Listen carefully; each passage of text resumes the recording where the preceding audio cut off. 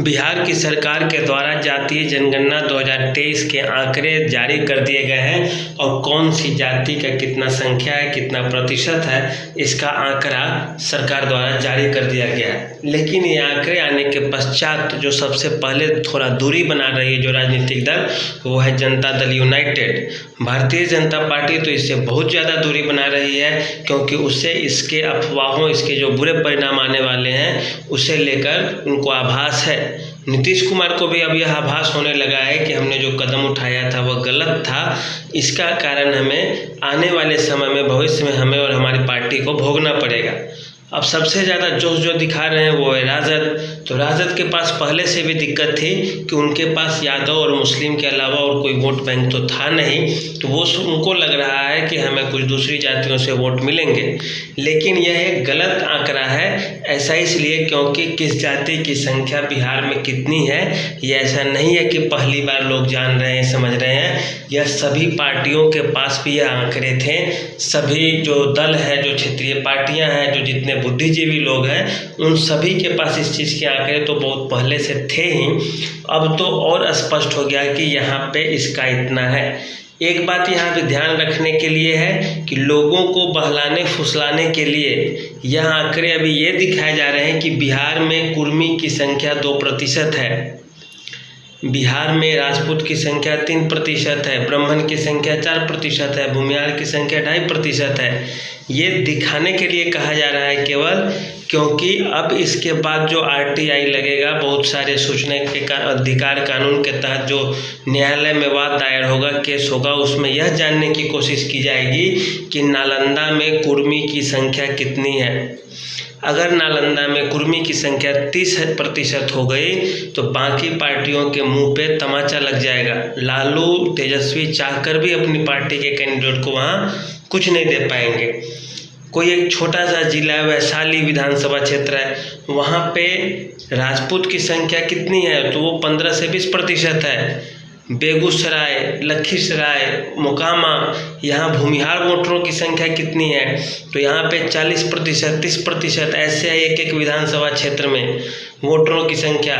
पूर्वी बिहार में जाए तो मधेपुरा, सहरसा, यादवों की संख्या कितनी है तो 24%, 25%, 22% यादव वोटर है। मुस्लिम है वहाँ पे 18%, 20%। तो ये निर्णायक मतदाता होते हैं।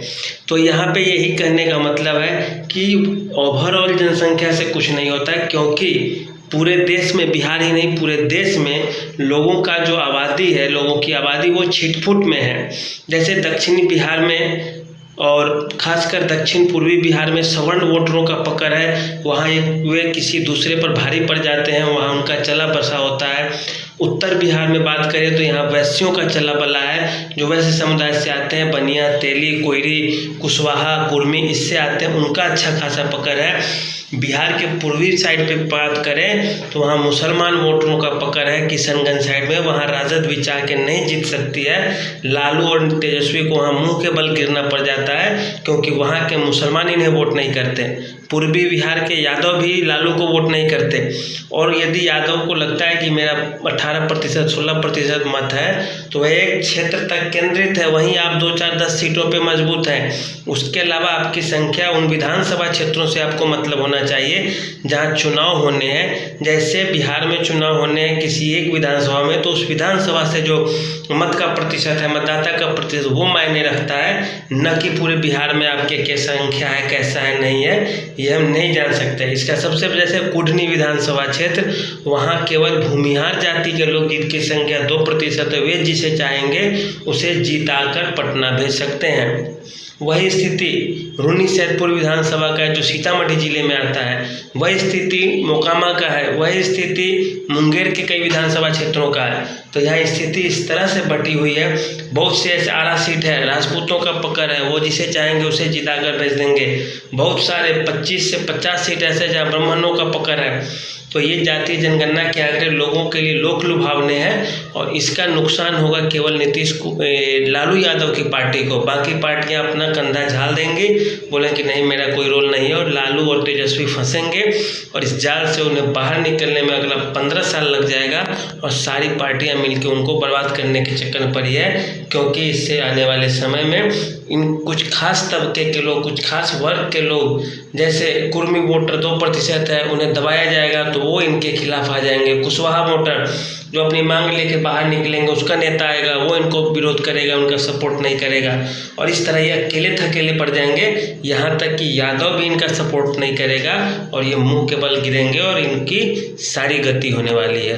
तो देखते रहिए इस पे कैसा होगा और जो होगा देखिए। सभी पार्टियां खैर अभी तो सब एक साथ है, एक मत से हैं, लेकिन बाद में देखिए सब साथ दे पाएंगे या अकेले पड़ जाएंगे, तो ये तो देखने वाला समय होगा। आज के लिए इतना ही, धन्यवाद।